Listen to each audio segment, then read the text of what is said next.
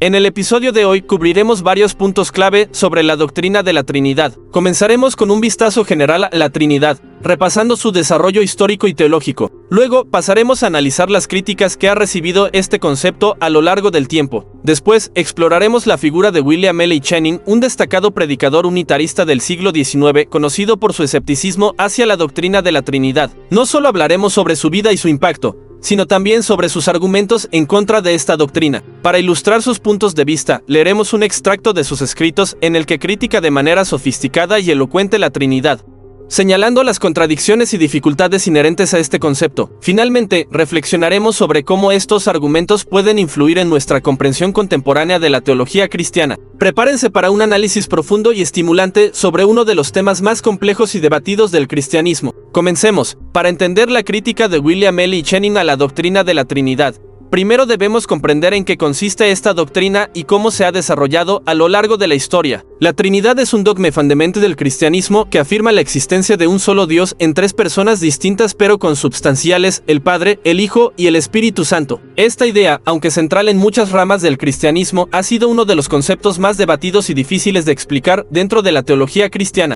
El término Trinidad no se encuentra en la Biblia, pero los teólogos argumentan que la doctrina se deriva de las Escrituras a través de la interpretación de ciertos pasajes del Nuevo Testamento. La formulación de la Trinidad comenzó a tomar forma en los primeros siglos del cristianismo, principalmente durante los concilios ecuménicos como el Concilio de Nicea en 325 d.C. Durante este concilio, la Iglesia trató de resolver diversas controversias teológicas, incluida la naturaleza de Cristo y su relación con Dios Padre. Fue aquí donde se acuñó el término homoousios, que significa de la misma sustancia, para describir la relación entre el Padre y el Hijo. Filosóficamente, la doctrina de la Trinidad también ha suscitado muchas interpretaciones y debates. Teólogos como Agustín de Hipona y Tomás de Aquino han dedicado extensas obras a explicar y defender esta doctrina. Agustín, en particular, utilizó la idea de la analogía psicológica, tratando de explicar la Trinidad mediante la analogía de la mente humana y sus funciones de memoria, entendimiento y voluntad. Aunque estas analogías pretendían hacer la doctrina más comprensible, a menudo introducían nuevas complejidades y críticas.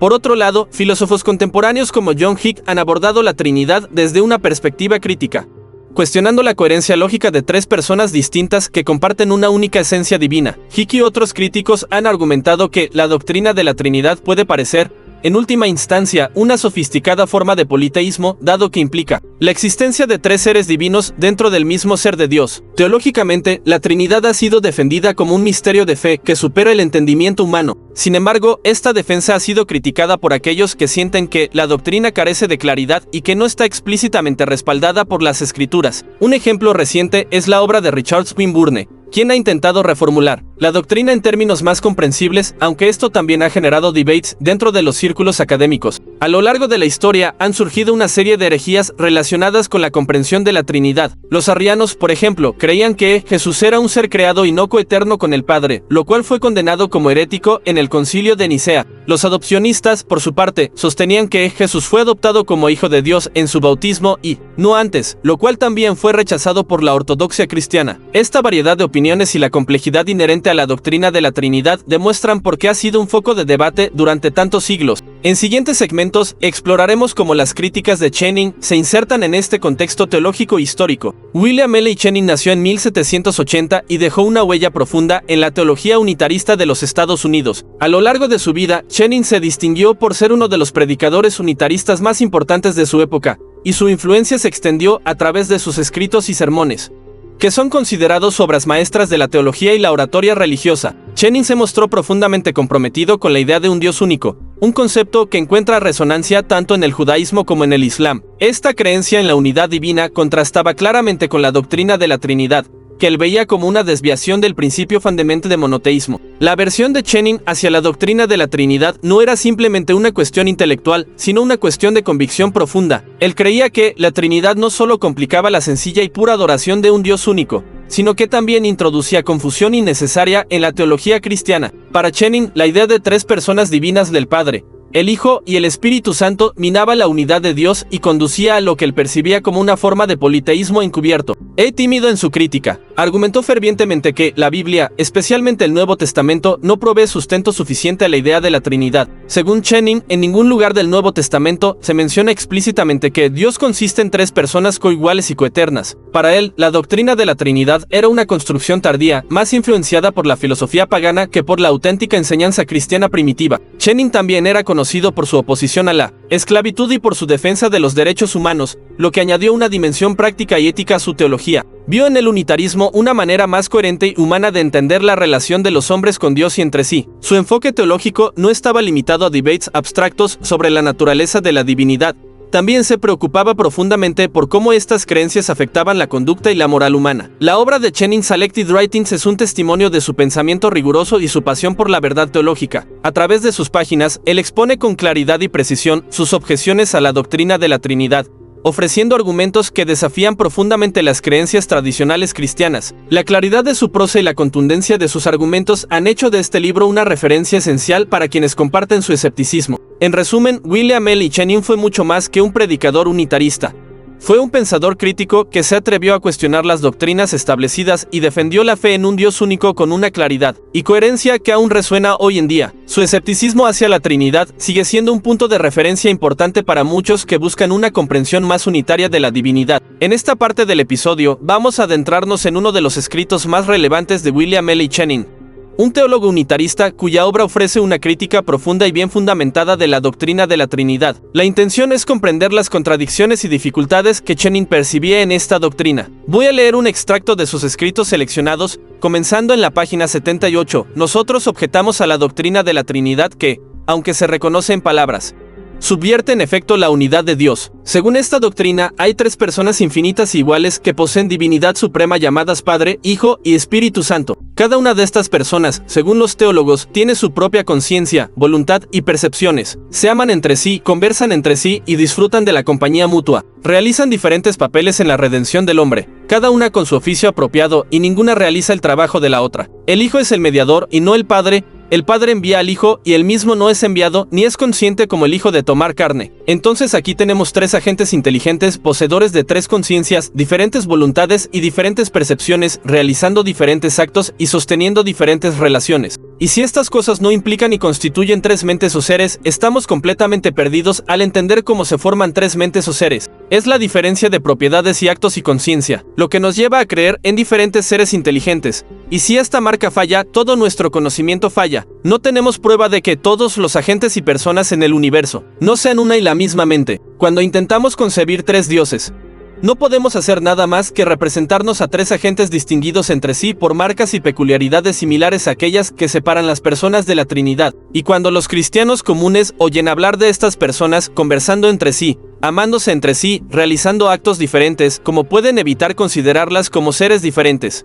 ¿Mentes diferentes? Por lo tanto, con toda sinceridad, aunque sin reprochar a nuestros hermanos, protestamos contra la irracional y no bíblica doctrina de la Trinidad. Para nosotros, como para los apóstoles y los cristianos primitivos, hay un solo Dios, incluso el Padre. Aquí Channing plantea una pregunta crucial que también citó del Nuevo Testamento. Para nosotros hay un solo Dios, incluso el Padre. Esta es una declaración que subraya su argumento de que la Trinidad no está clara ni explícitamente establecida en las escrituras cristianas. Prosigue Channing, nosotros también creemos que la doctrina de la Trinidad perjudica la devoción no solo añadiendo ante el Padre otros objetos de adoración, sino también quitándole al Padre el afecto supremo que le es debido y transfiriéndolo al Hijo. Jesús, si es exaltado a la divinidad infinita, es sucintamente más atractivo que el Padre, lo que se podría esperar dados los principios de la naturaleza humana. Los hombres desean un objeto de adoración semejante a ellos. El gran secreto de la idolatría radica en esta propensión, un Dios que toma forma humana, que siente nuestras necesidades y dolores.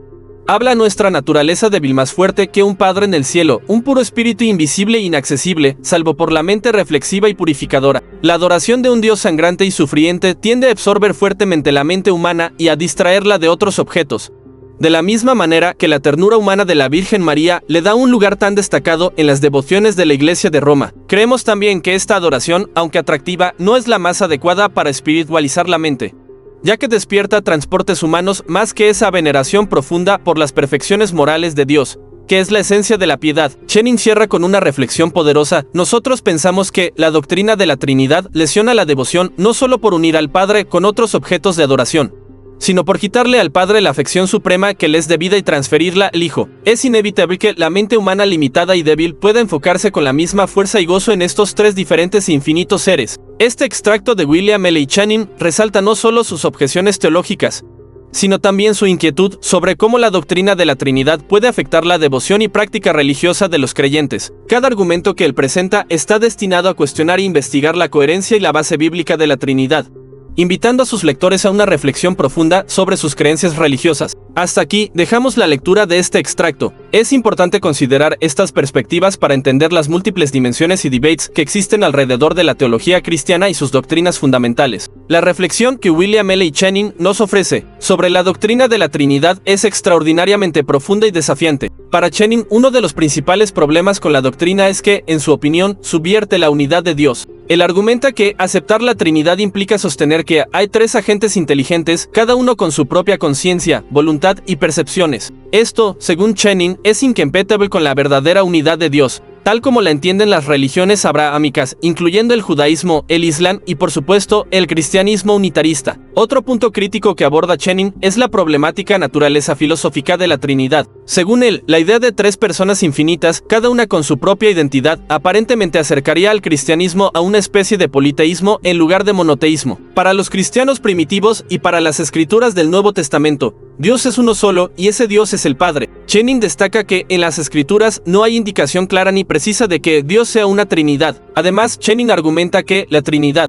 no solo no está claramente establecida en las escrituras, sino que sus implicaciones teológicas y devocionales son problemáticas. Para un creyente devoto, tener que dividir su adoración y devoción entre tres personas distintas puede ser confuso y desalentador. La simplicidad y la pureza de adorar a un único Dios, como es común en el judaísmo y el islam, ofrecen una experiencia espiritual más directa y comprensible. Channing nos lleva a considerar también el impacto histórico de esta doctrina. Menciona que, si la Trinidad hubiera sido una creencia fundamental para los primeros cristianos, habrían existido más debates y controversias en los escritos apostólicos. Sin embargo, no hay evidencia de un gran conflicto sobre esta doctrina en los primeros textos cristianos, lo cual pone en duda su autenticidad histórica según Channing. Profundizando más, Channing toca un aspecto que pocos suelen mencionar: la influencia práctica de la Trinidad en la devoción individual. Él sugiere que añadir más objetos de adoración, como el Hijo y el Espíritu Santo, a la figura del único Dios, distrae y divide la mente del devoto. La tradición unitaria, que enfatiza la unidad de Dios, permite a los creyentes concentrar su amor, adoración y devoción en un solo ser supremo,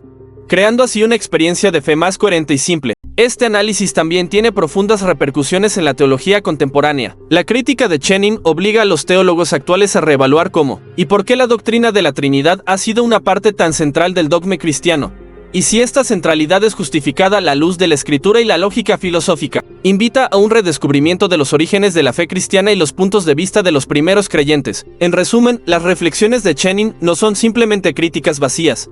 Son un llamado a un examen crítico y profundo de una doctrina que ha definido gran parte del cristianismo ortodoxo durante siglos. Nos anima a todos, como estudiosos de la teología y la fe, a examinar nuestras creencias con un ojo crítico, siempre buscando una verdad más profunda y más coherente. Después de escuchar las críticas de Channing, es inevitable reflexionar sobre la profundidad y la elocuencia con la que expone sus argumentos en contra de la doctrina de la Trinidad. Su análisis minucioso y detallado nos invita a reconsiderar aspectos fundamentales de la teología cristiana y la forma en que entendemos la divinidad. Channing sostiene que la doctrina de la Trinidad subvierte la unidad de Dios, un principio que es central, no solo para el cristianismo, sino también para el judaísmo y el islam. Sus observaciones nos hacen cuestionar cómo es posible que tres personas distintas con sus propias conciencias, voluntades y percepciones puedan coexistir en una única esencia divina sin dividir dicha unidad. Este razonamiento es poderoso y resuena profundamente con aquellos que valoramos la coherencia lógica en nuestras creencias teológicas. Además, Channing subraya que la falta de una exposición clara y explícita de la Trinidad en las escrituras del Nuevo Testamento es un indicio de que esta doctrina no era fundamental para los primeros cristianos.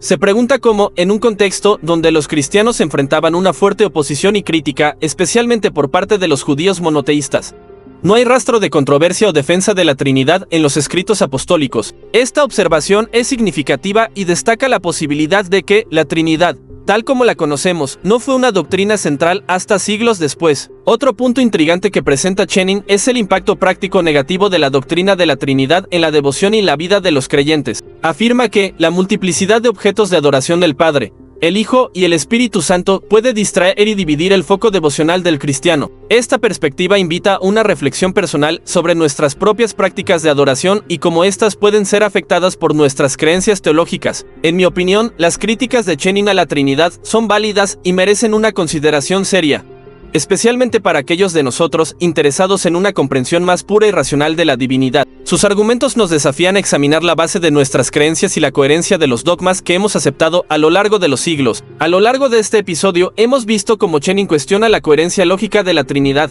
la falta de una base clara en las escrituras religiosas, y los efectos prácticos en la vida devocional de los creyentes. Sus argumentos son no solo profundos, sino también increíblemente pertinentes al debate teológico contemporáneo. Para aquellos que buscan una fe racional y coherente, los puntos de Channing ofrecen una oportunidad invaluable de reflexión y reevaluación. Sus críticas no son meramente destructivas, sino que nos instan a considerar un enfoque teológico que privilegie la unidad de Dios como la máxima expresión de la divinidad. En conclusión, las observaciones de William L. Channing presentan un desafío formidable a la doctrina tradicional de la Trinidad, invitándonos a reconsiderar nuestros propios entendimientos y a buscar una fe que sea a la vez devocionalmente rica y teológicamente coherente. Este ha sido un viaje a través de la teología y la historia, con el objetivo de iluminar y enriquecer nuestra comprensión de un dogma complejo y profundamente significativo.